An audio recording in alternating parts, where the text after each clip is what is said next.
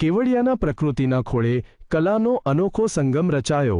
Statue of યુનિટીના સાનિધ્યમાં international creative art centre દ્વારા આર્ટ કેમ્પનું આયોજન કરાયું, જેમાં દેશભરના નામાંકિત ચિત્રકારોએ પોતાની પીંછીના સ્પર્શથી ભારતની સંસ્કૃતિ અને સરદાર પટેલની ભવ્યતાને કેનવાસ પર ઉતારી હતી. ઇન્ટરનેશનલ ક્રિએટિવ આર્ટ સેન્ટર દ્વારા સ્ટેચ્યુ ઓફ યુનિટીના 1062 ખાતે એક ભવ્ય આર્ટ કેમ્પનું આયોજન કરવામાં આવ્યું હતું, જેમાં દેશના વિવિધ રાજ્યોના અગ્રણી ચિત્રકારો ઉમટી પડ્યા હતા. આ કેમ્પમાં કાશ્મીરથી કન્યાકુમારી સુધીના અંદાજે 17થી 18 જેટલા અનુભવી કલાકારો સહભાગી થયા હતા.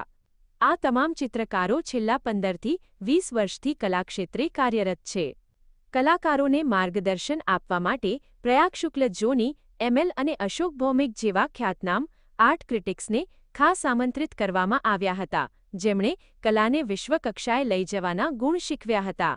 કેમ્પમાં હિન્દુસ્તાનના પ્રત્યેક પ્રદેશોથી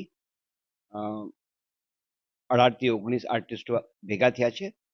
એમાં એ લોકોએ ઇન્ડિયાનું કન્ટેમ્પરરી આર્ટ વર્લ્ડ એનું આર્ટ કર્યું છે અને આ આર્ટવર્ક અમે ખાસ કરીને આર્ટ કેમ્પ પ્રવેગ આર્ટ સિટીમાં યોજવ્યું છે, કારણ કે કેવડિયા જે જગ્યા છે એ પ્રાકૃતિકલી બહુ સુંદર છે. કેમ્પ દરમિયાન કલાકારોએ ભારતની સમકાલીન કલા પર ધ્યાન કેન્દ્રિત કર્યું હતું. જમ્મુ કાશ્મીરથી આવેલા કલાકાર કમલેશ કુમારી ગાંધીએ સ્ટેચ્યુ ઓફ યુનિટીનું અદ્ભુત ચિત્ર કંડાર્યું હતું. તેમણે પહાડોની વચ્ચે સરદાર પટેલની ભવ્યતાને કલાત્મક રીતે કેનવાસ પર ઉતારી હતી.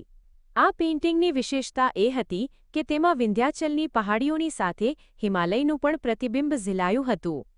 अपना करेक्टर था तो हमारी देश के प्रति वो वाकई ऐसा ही था, इतना स्थिर स्ट्रांग ऊंचा कद था उनका. तो वो वहाँ पे विंध्याचल के जो मैंने पहाड़ देखे, मैं भी वहीं से आता हूँ, पहाड़ों के बीच में से, तो मैंने देखा वो सिमिलर है. तो क्यों ना कुछ प्लान नहीं था कि हम लोग सब लोगों ने, आपने देखा होगा सब लोगों ने डिफरेंट पेंटिंग अपने स्टाइल से किया. मेरे को लगा कि मैं यहाँ पे हूँ और इसका टाइटल भी यूनिटी आर्ट कैंप है, तो क्यों ना इसी पे काम किया जाए. કુદરતી સૌંદર્ય અને નર્મદાના તટ પર આયોજિત આ કેમ્પના માધ્યમથી ભારતીય કલાને એક નવો વળાંક આપવાનો અને કલાકારોની પ્રતિભાને વૈશ્વિક મંચ પૂરો પાડવાનો નમ્ર પ્રયાસ કરવામાં આવ્યો હતો. નિલેશ ટેલર, GSTV, ભરૂચ.